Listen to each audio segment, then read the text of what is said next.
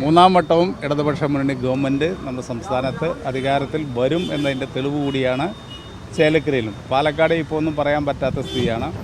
BJPയും പിന്നെ UDFും തമ്മിലുള്ള വ്യത്യാസം വളരെ കുറവാണ്. ഞങ്ങൾക്ക് നല്ല ഭൂരിപക്ഷമുള്ള 2 പഞ്ചായത്തുണ്ട്, മാത്തൂരും കണ്ണാടിയും പഞ്ചായത്ത്.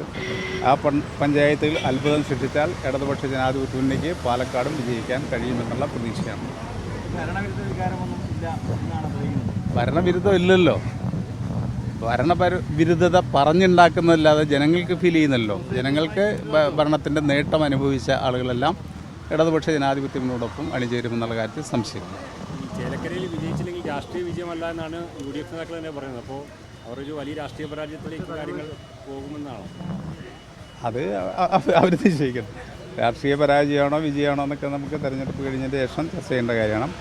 എന്തായാലും ഇടതുപക്ഷത്തിന് വലിയ മുന്നേറ്റം ഉണ്ടാക്കാൻ കഴിയുന്ന ഒരു തെരഞ്ഞെടുപ്പ് വിജയമായിരിക്കും.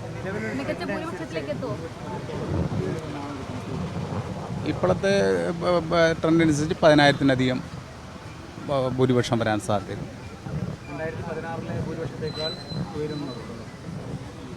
2016-ലോ അന്ന് 10,200-ഓളം വോട്ടാണ്. അതിനേക്കാൾ കൂടുതൽ ഭൂരിപക്ഷം ഉണ്ടാകാൻ സാധ്യത.